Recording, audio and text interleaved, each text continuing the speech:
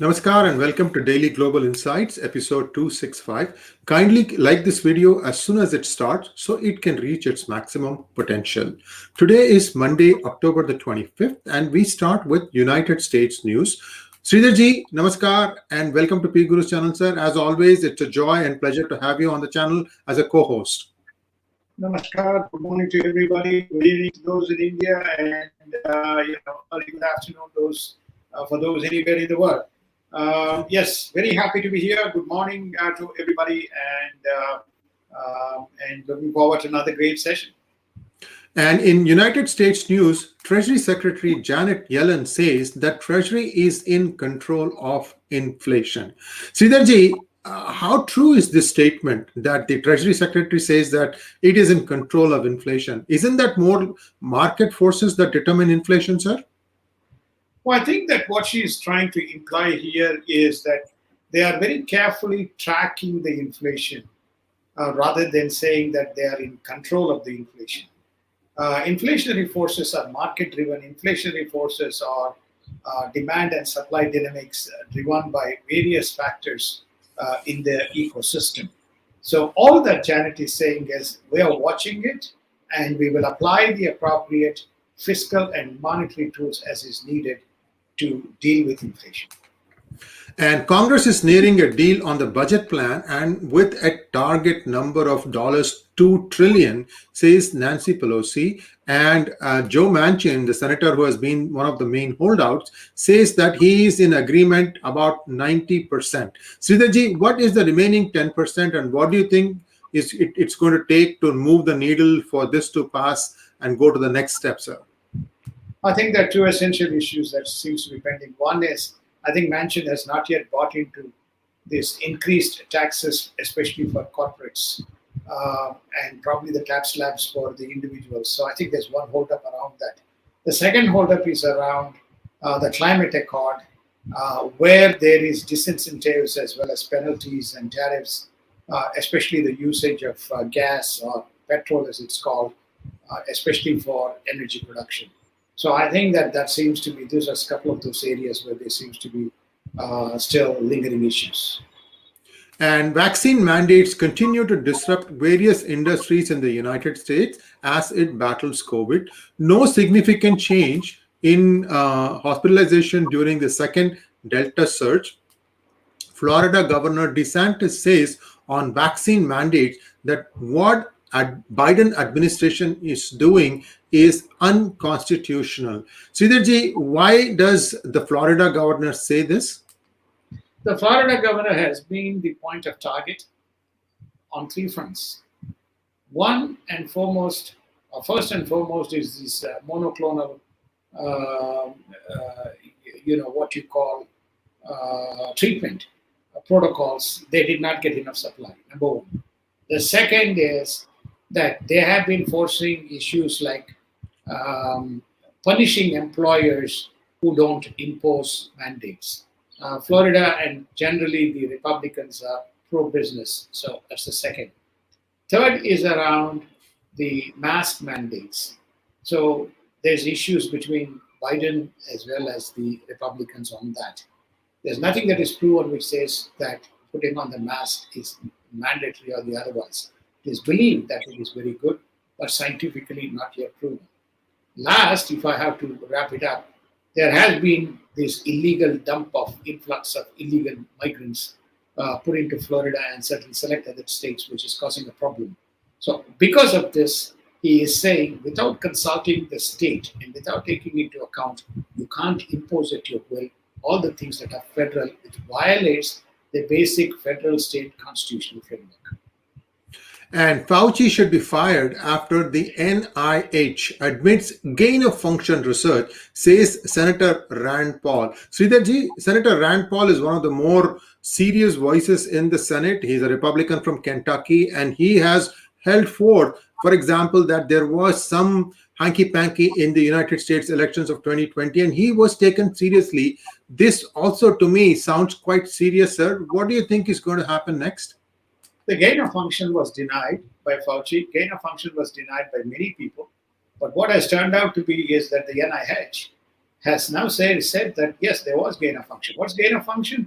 Effectively, you sponsor a research, you are aware of all the stuff that comes out of it, with the ability to have some insights that gives you an early advantage in terms of knowing either how to deal with issues, how to deal with disease, or how to deal with issues, etc. So clearly, this Wuhan virus, there seems to have been a funding which has gone in. That's what NIH is revealing. And Facebook suppressed Breitbart news traffic by 20% per a Wall Street Journal internal report. Sridharji, your thoughts on this, and I want to add a little bit on my experience also, sir. Facebook is facing three specific areas, at least to my knowledge. First and foremost, Breitbart. Wall Street Journal is reporting, or Wall Street Journal internal communication seems to reveal, there's been an attempted suppression of information flowing from Breitbart, and the number ranges from 20 to 25%, probably 20%. The second one is that is getting lukewarm coverage is the advocacy groups which were very active via Facebook in India when the wokeism was at its peak, or still at its peak. So therefore, that's the second. The third, they seem to have been influencing, especially the youngsters who were leaving in droves out of Facebook, and they were trying to manipulate or manage to make sure that these youngsters were not, or what we call as a retention strategy. So you are beginning to see that Facebook is no longer a collaborative platform, but it seems to be a collaborative management platform rather than engagement platform, where they're willing to go ahead and do things that is contravenous to the whole concept of open internet policy. Sridharji, a few years ago, I had written extensively with data to both Mark Zuckerberg and Sheryl Sandberg, and showing them how the same news seems to have a different percentage of viewership based on what only they could explain for the metrics. And as expected, they did not respond back to me. I have written these articles. It has been published in PGurus, but Facebook tends to ignore some of these things. I'm hoping that with Breitbart's news article this time, Facebook will come back and give some sort of a response. And it is Facebook is one of the most woke cultured companies in the Silicon Valley, sir. I think they almost lead the way here. And I hope that they understand what they are doing is absolutely wrong. Anyway, Rep. Jim Banks has been suspended from Twitter for calling Rachel Levine a man. Sridharji, is this a transsexual person? I need a little bit more context on this, sir. Is a transsexual person, and who is a vice admiral in the U.S. Health Public Services, within the U.S. Army. Yes, she is a transsexual person. Yes, she has demonstrated. So Rand Paul is saying it's all because there's a series of incidents that's going on, because of this what you call as the equality and gender neutrality, plus all the stuff around toilets and some of the ugly incidents that has taken place, etc. So he's basically saying, she's a man, or she's not a man. She's a man. So therefore, she's not a lady. So this is contravenous to what she's kind of, or what he or she is entitled to. Or how this neutral person is entitled to, or how this person who is now perceived as a man is entitled to. So this has just become, and what does Twitter do? Suspend Jim Banks. He's just speaking the truth. Mike Lee calls on Joe Manchin to switch parties. Sridharji, I'm assuming Mike Lee is a Republican? Yes, he's a Republican. He's basically saying, quit the party and come across, because your policy is more aligned with us rather than with the Democrats. And the Supreme Court of the United States is an extremist court that was out of step with the American people, says Elizabeth Warren on the Roe v. Wade controversy. Viewers, Roe v. Wade is the right to abort a fetus, and this right is with the mother. That is the essence of the argument. And I think every time there is a Republican majority in the SCOTUS, there will be always a case that will try to overturn this. And I think that is what Senator Elizabeth Warren is mentioning here. Sridharji, what are your thoughts? I think senators are basically letting their mouth run, sir. They seem to be inspired from what the squad says. Well, first and foremost, this incident shows that they can use any kind of language. And one of the languages is extremist and domestic terrorist. These terminologies are coming out of the wolf, from the Democrats. Okay, that's the first. As far as this case is concerned, it all boils down to Texas. If you take the case of the Texas case, basically they said, once you have a heartbeat and the fetus or the baby is 10 weeks old, then you have no ability to terminate the pregnancy. You have up until that point of time. The Texas High Court or Texas Supreme Court ruled in favor of the Texas state in this decision. And it was taken up to the Supreme SCOTUS, and SCOTUS basically declined and agreed with Texas state decision. So now it is being contested. When it gets contested, then it is possible that there is latitude available to amend Roe versus Wade to include this as an amendment, which is to say pro-choice is applicable only up to what the Texas has espoused and not relevant once cannot be applied once you cross that threshold. That's where the Democrats are worried that this case is being taken up as opposed to, as you rightly pointed out, unilateral right to terminate by the mother at any point in time. And in India news, Prime Minister Modi will be leaving for Rome and Glasgow on October 31st to attend two important summits, the G20 and the COPS 26 climate conference. PM Modi also meets with representatives of Bharat Biotech, Dr. Reddy Labs, Zydus Cadila, Genoa, and others, seeking their support for maintaining a sustained supply of vaccines. I think the vaccine diplomacy that Indian government launched, I'm talking about before the second wave hit, where India made it available to many countries. I think now they are ready to put some muscle behind that policy. I see that way. Sridharji, what are your thoughts? Well, I think the whole context behind this engagement is for two purposes. First and foremost, they want to achieve the next billion vaccine doses, which will effectively vaccinate either 100%, 80%, as the case may be, in a much shorter span of about 3 to 4 months. Because 30% of the population, or close to 305 million people, have been vaccinated fully, and 700 million have single doses. So it's conceivable that they can hit that number within the 3 to 4 months. And the second point here is to have enough supply should there be any exigencies and any other future variances that are likely to come out. There is going to be pressure as Mr. Modi makes his way into the G20 summit to expand the exports so that, to open up the exports so the world has enough supply of vaccines. I think this is the reason why these two things are interrelated in some way as he decides to make his way to those two important visits. And the RT-PCR test is mandatory, and fully vaccinated international passengers will be allowed to travel home from today in India. India crosses 1.023 billion vaccine doses and 718 million single doses milestone.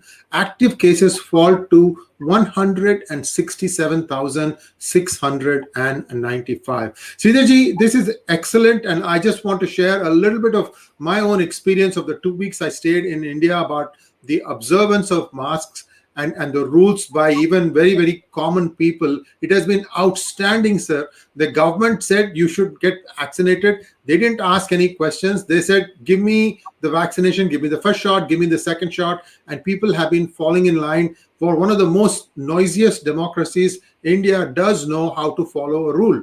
Sridharji, how has your experience been, sir? You are still in India now? I think the experience is pretty good. I think what strikes me and what's not communicated, I think India has achieved, in my view, herd immunity. And there is general confidence in the way people are going about. They wear masks, but not necessarily everybody follows this, 6 feet or 8 feet or 6 inches or 3 inches. So people seem to be generally confident in dealing with the situation. They also seem to be confident that we are vaccinated and therefore we feel safe and secure. So, which is the reason why you're finding three things. One, high rate of vaccinations, people not cribbing. Number two is that there is a general level of confidence that is built around.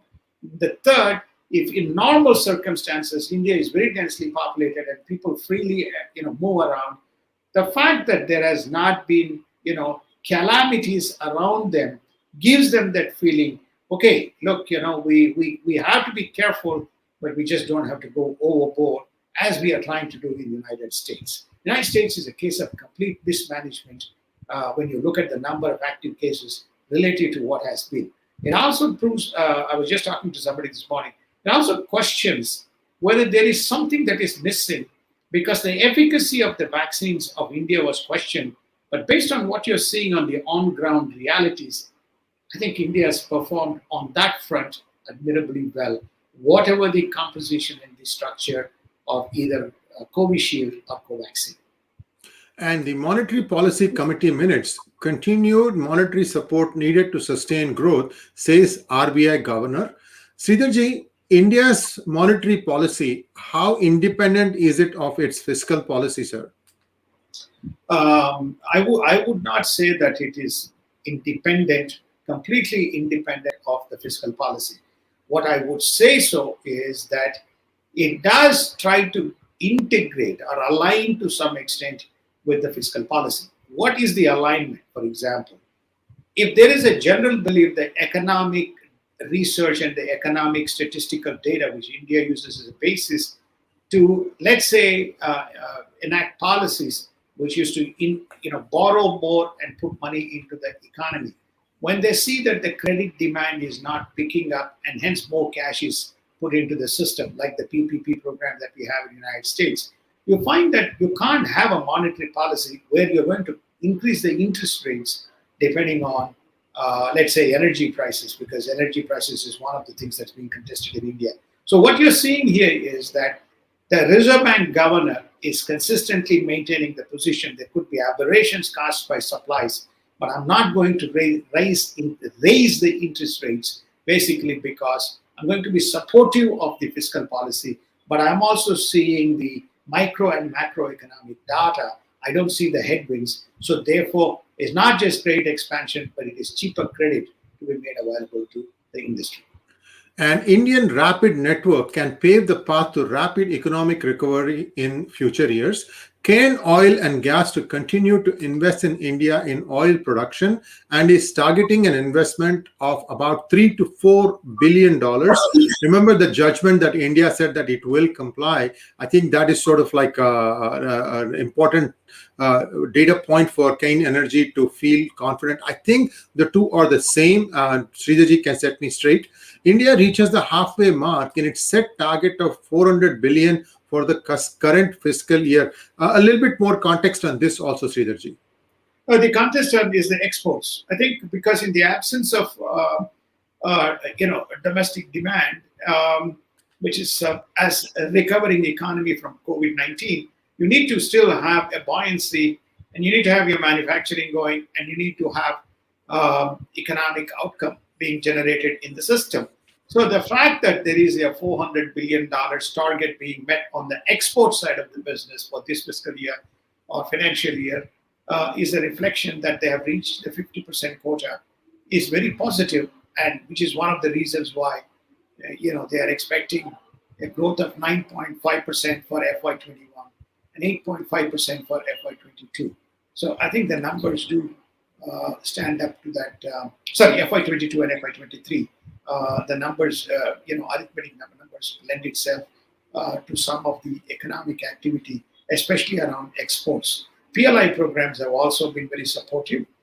India doesn't believe in how many industries shifted from China, but it believes in how much of capital and how much of industrial expansion has taken place, and how much of import substitution is occurring for the programs to be economically relevant.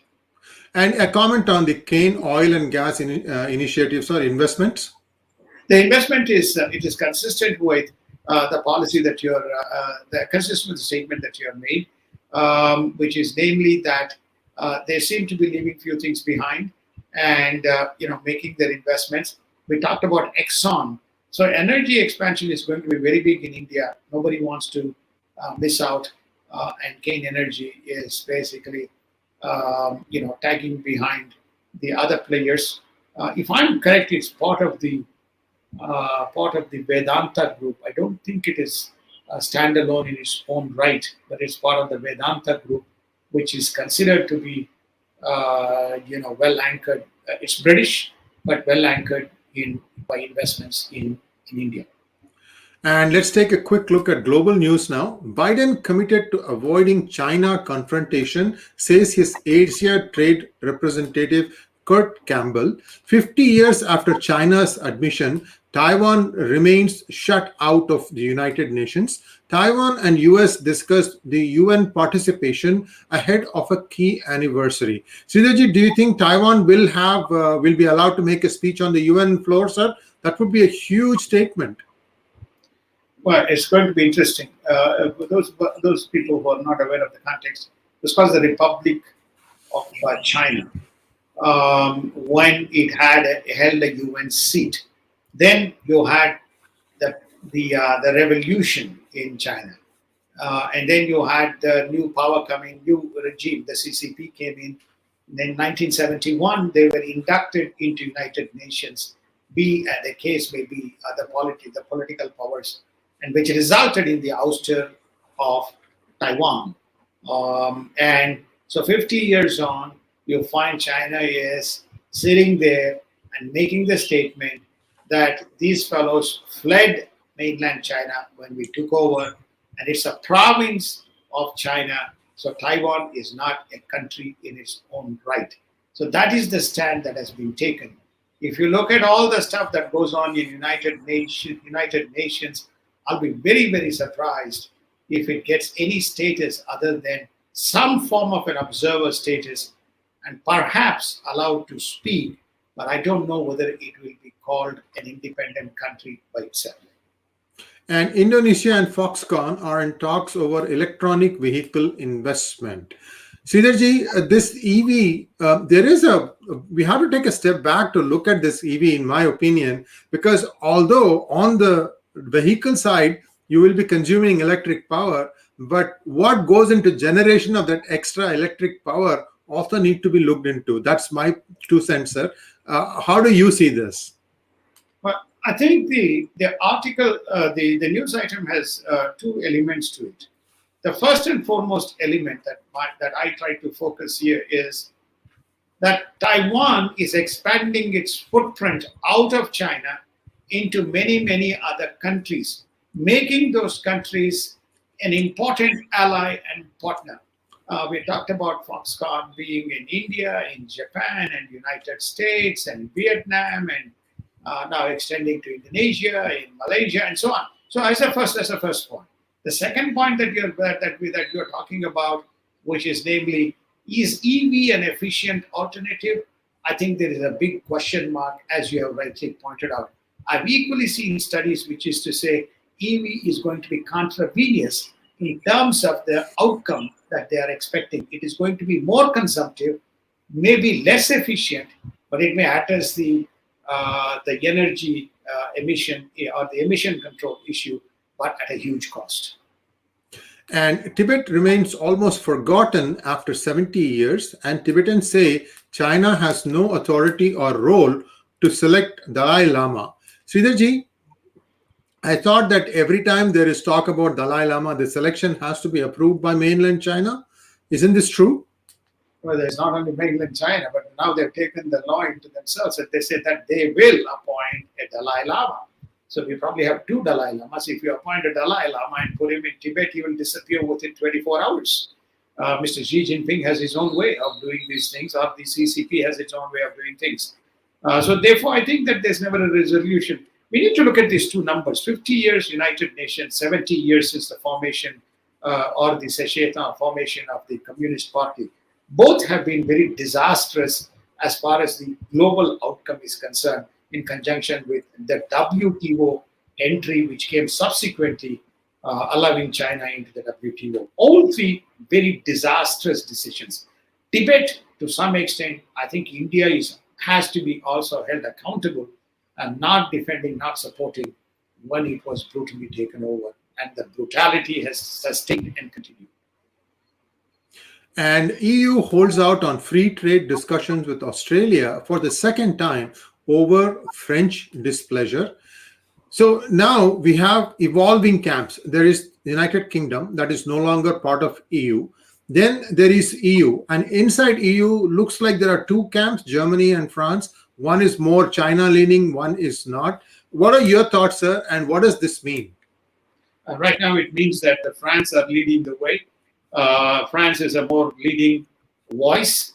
The EU seems to align with France. The fact NATO, EU, France all going on same tangent as with regard to China, with regard to any of the global issues, seems to reflect that Germany's power base has receded within EU, and it's a complete alignment between EU and China. France. And Erdogan has ordered 10 ambassadors to get out, including the US envoy. Syria vows to oppose Israel in new relations with Jordan. Monitoring Iran nuclear developments is no longer intact, says the IAEA chief. First, Erdogan's decision to recall 10 ambassadors. So usually that sort of thing means that they are ready to go to war with someone. How do you see it, sir? Well, I think there was an opposition leader. There's some leader who was put behind bars, or whose voice of dissent was suppressed, and some exogenous action is being contemplated. So there is no excuse needed to punish Mr. Erdogan, and given all the flare-ups that has been happening in Turkey. So what he has done, these fellows objected. So he's saying, there is a power vacuum. I'm going to send you all guys packing home. Leave. I think his external affairs or his foreign minister has been tasked with the task of basically calling on these high commissions or embassies, as the case may be, and giving the marching orders, including to the US ambassador. And a blast in Uganda capital Kampala in an eatery is likely a terrorist blast, says the Uganda's president. US is deeply concerned with the coup and military takeover in Sudan. Remember that Sudan split into two, Sudan and South Sudan. That happened a few years ago. And now this news that there is a coup and military takeover in Sudan. Sridharji, Sahel region, never a dull moment, sir. A dull moment. And I know last time did I invent the term? No, I don't think I invented the name. I certainly invented the issues around the Sahel region. No, I didn't invent. It is just, we have highlighted the Sahel region. We have identified the issues in Sahel region. We have mapped many of the things that have happened in Sahel region. The world has just gives a cosmetic treatment to the major issues that are brewing. Hence, we are covering the Sahel region very, very extensively. So Uganda is the next. So now they're confirming that apparently 3 people walked into the eatery, left some plastic bag, and the whole thing popped out. I don't know. The casualties can be, as the reports come out, we are more aware of the casualties. But the fact of life is that there's not a dull moment in that specific region where some group or the other is active in making sure that there is some damage inflicted. Now, again, going to the Sudan and South Sudan issue, the issue is, again, sympathetic forces which are either aligned with the army or aligned with general public, generally the terrorist groups or the militants, create trouble, and you find basically disturbance in the government. United States, we covered this in the Daily Global Insights, had invested for pro-democracy movement to take shape, but things falling apart. And in market news, earnings reports coming in this week could test the stock market gains. Earnings projections are high and remains to be seen how the week pans out. And market futures are flat for today. Sridharji, last comment on markets, and then we can call it a wrap, sir. So there is a lot of earnings. We reported it yesterday. A lot of companies are expected to report earnings. But we have seen thus far the companies which have reported, more than 80% of them have had very favorable and positive earnings. But we can expect some, bottlenecks or some issues to emerge. It's not going to fundamentally, dovetail the markets, but there are major companies reporting earnings: Facebook, Apple, Netflix, Amazon, Microsoft, etc., including Snap and probably Pinterest. It remains to be seen. It remains to be seen how these things are going to come out and whether there is any fallouts as a result of the earning reports. So but there's plenty of action this week. I don't expect, personally myself, I don't expect many changes. I don't expect a big hike except for NASDAQ, where you may see some surprises in the tech earnings. I expect Dow and S&P to continue on its path. They're well past the projections targets for this year. And that brings us to a close on today's Hangout. We'll be back again tomorrow. But before we go, a couple of statements. There is Ask Abhijit at 9 p.m. IST, and there is possibly a 10:30 p.m. Hangout with Major General Bakshi. I will confirm that shortly via Twitter and Facebook messages. Look out for that. And you can be sure that everything around Pakistan and India will be discussed in great lengths in either of these Hangouts. So stay tuned and hope to see you all back very soon. Namaskar. Namaskar. Thank you. Have a wonderful evening, wonderful day, and some exciting sessions coming up for you guys. And we look forward to seeing you tomorrow morning or tomorrow evening and your continued support to our program. Thank you.